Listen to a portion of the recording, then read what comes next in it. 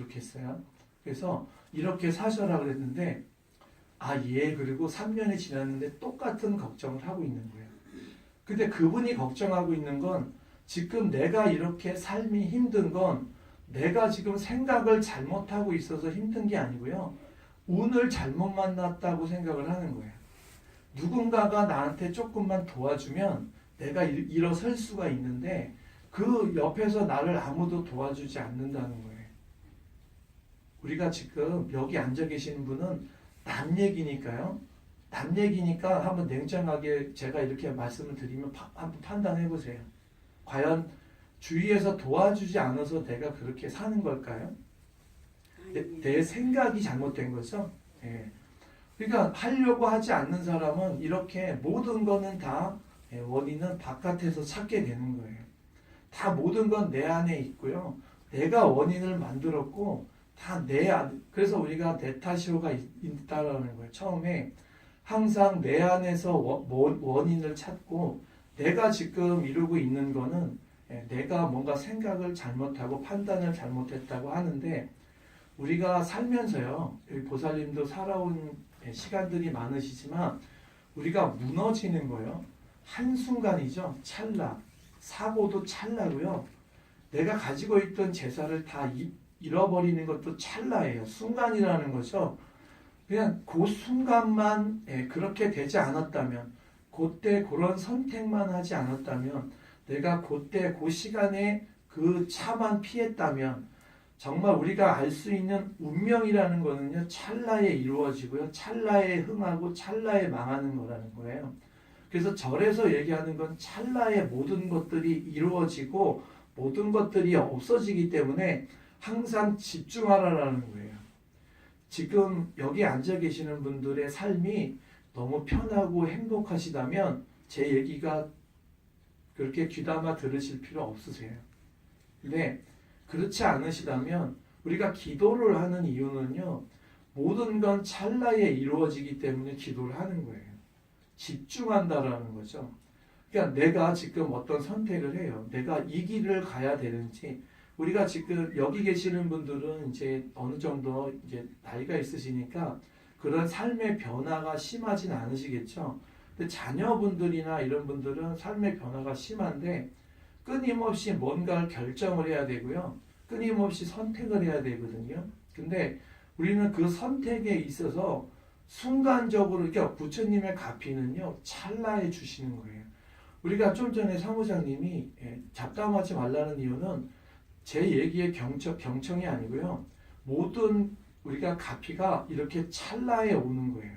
내가 잠깐 옆 사람과 얘기를 하면은요, 그 순간에 뭔가 부처님이 우리에게 어떤 걸 주는데 내가 못 받는 거예요.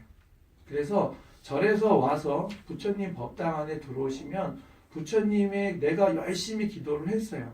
21일 기도 열심히 했는데 그 기도의 가피는요, 항상 찰나에 온다라는 거예요. 찰나. 그래서 싸우거나 마음이 불안정하면 오는 것도 우리가 그런 거 있잖아요. 사님도 너는 주는 떡도 못 받아먹냐 이런 거 있죠. 그게 부처님이 우리에게 모든 게 찰나에 이루어지고요. 찰나에 없어지고 찰나에 흥하고 망하고 이렇기 때문에 집중해야 된다라는 거예요. 그러니까 이렇게 얘기하다가 그동안 보살님들이 30년, 40년 동안 열심히 기도를 하셨어요. 언제 부처님의 가피를 주실지는 아무도 알 수 없는 거예요. 언제 주시냐면 찰나에 주셔서 그래요. 그래서 잠깐 얘기하고요. 잠깐 딴 생각. 그냥 내가 법당에 들어오셔가지고요. 잠깐 집안 생각을 하는 순간 부처님의 가피력은 없어져 버리는 거예요. 주는 떡도 못 받아 먹게 된다라는 거죠. 그래서 집중을 하시라는 거예요. 언제 줄지 모르니까. 최소한 법당에서만큼은 여기 부처님의 공간이니까 아무래도 집에 있을 때보다는요. 더 뭔가 받아가는 게 있으시겠죠. 그런데 여기 와서까지도 집중을 하지 않으시면 그동안 내가 열심히 해왔던 거 정말 못 받으실 수 있다라는 거예요. 그 찰나에 받는다라는 거는 정말 굉장한 거예요. 우리가 계속 말씀드리지만 어떤 것들이 순간적으로 이루어지고 흥하고 망하고 그래서 그래요. 그래서 내가 만약에 뭔가 어떤 결정을 할 일이 있다면 기도를 하시는 거예요. 그 기도의 응답은 내가 정상적일 때 내 귀에다가 서군대서 야 하지 마라 해라 이런 건 아니에요. 순간적으로 주시는 거라는 거예요. 순간적으로. 그래서 아무리 100일 기도했는데 갚이가 없는데 그거는 본인이 못 받은 거예요. 못 받으신 거다. 부처님은 반드시 주신다라는 거예요. 응답을 해주신다라는 거죠. 예, 답을 주시는데 내가 생각을 그거를 못 받은 것 뿐인 거죠. 그렇기 때문에 항상 절에 와서는요 이렇게 집중을 해요. 아까도 제가 예를 들어서 말씀을 드렸지만 그렇게 찰나에 주신 거였죠. 이미 우리가 자연의 모습도 봐서 알겠지만 우리가 고추가 병이 들려면요 조짐이 보이잖아요. 우린 다만 그게 찰나에 이루어지는 거기 때문에 한순간 쫙 번진다라는 거. 우리가 질병도 다 찰나에 번지죠. 괜찮겠지. 이러다가 전멸이 되는 거예요. 이렇게 모든 게 다 세상의 모든 이치는 징조와 징후가 보인다는 거예요.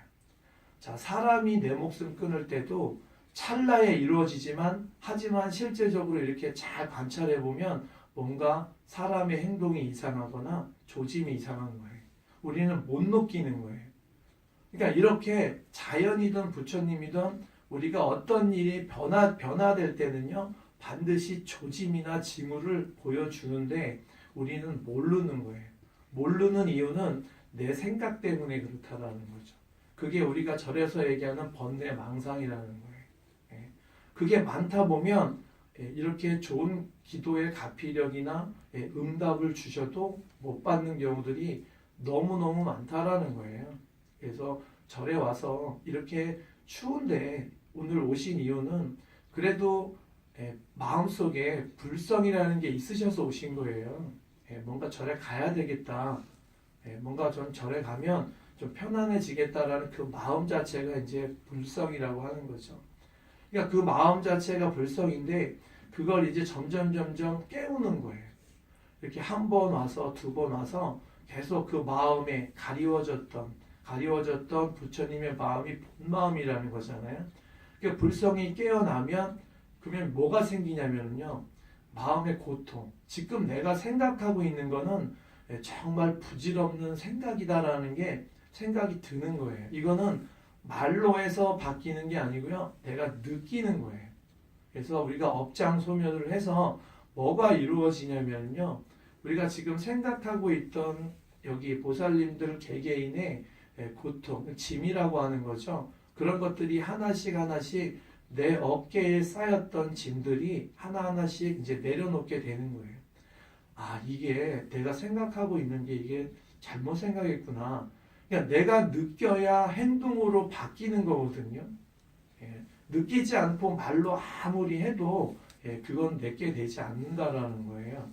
그래서 우리가 절에서 이렇게 하나하나의 어떤 의미가 있는 거죠. 우리가 부처님이 우리 중생에게 아무리 귀에다 대고 얘기를 해줘도 모르니까 이렇게 날을 정하셔가지고 아, 오늘은 이런 날이다 이렇게 정하셨다라는 거예요.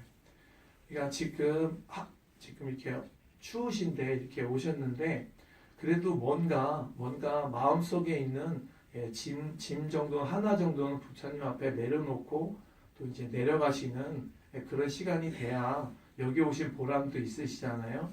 근데 짐은 내려놓고 행동은 똑같이 하면 절에 온 보람이 없잖아요. 그래서 절에 오셨다가 가시면 최소한 뭔가 달라지는 모습을 가족분들이나 옆에 계시는 분들한테 보여드려야 아, 절이라는 곳이 참 좋구나. 사람을 변하게도 하는구나. 이렇게 해야 되는데 여기서 듣고 나가서 똑같이 하니까 집안에 있는 남편분이나 식구들이 절에 가면 뭐하냐. 달라지는 것도 없으면서.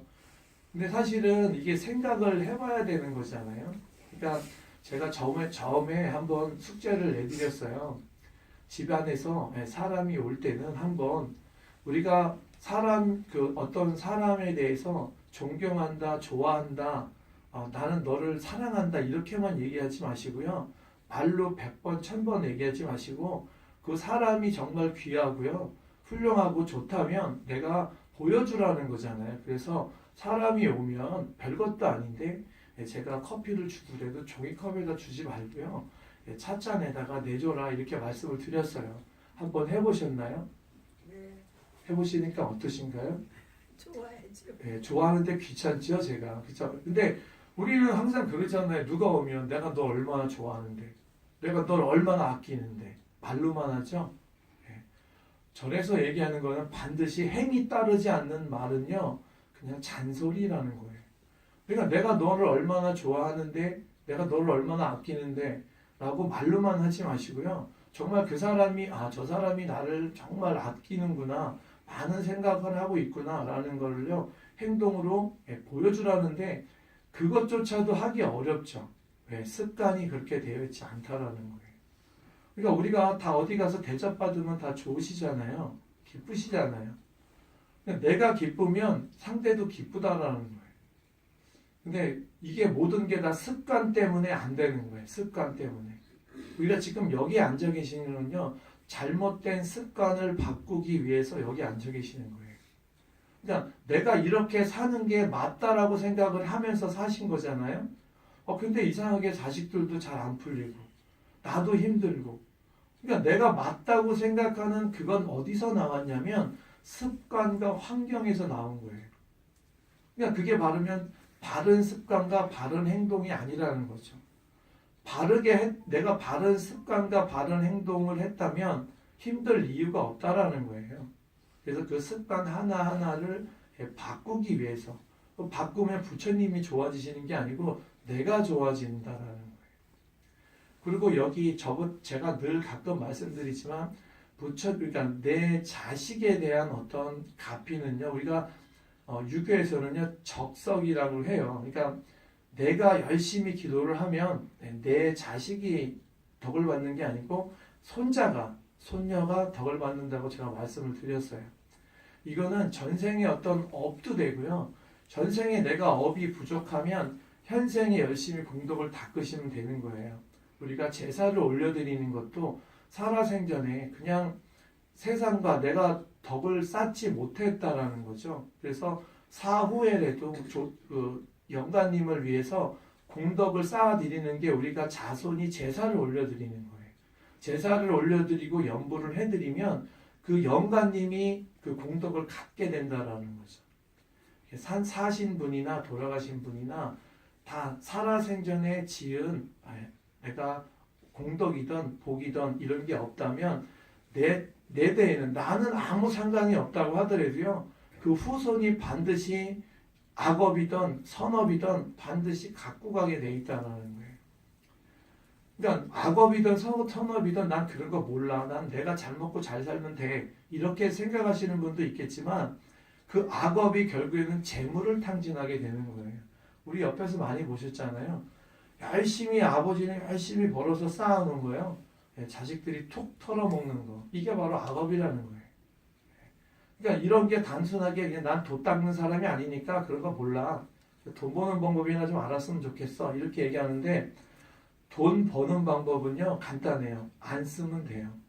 안 나가면 돼요. 쓸데없는데 안 나가면 그게 버는 거예요. 그냥 안 나가는 게 그게 바로 우리가 얘기했듯이요. 그게 안 쓰려면 내가 옳은 판단을 해야 될 거 아니에요. 이걸 써야 되는지 말아야 되는지. 그러니까 이런 판단 자체가 우리가 기도로서 나온다라는 거예요. 큰 돈 나가고요. 작은 돈 들어오고 이러는 건 결국에 못 모으는 거잖아요.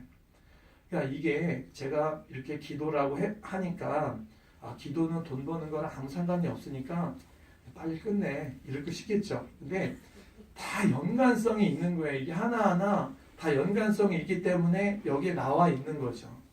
그러니까 아까도 얘기했듯이 누군가 그러니까 내가 닥쳐 있는 문제를 남 얘기하듯이 하면 그게 해결책이에요.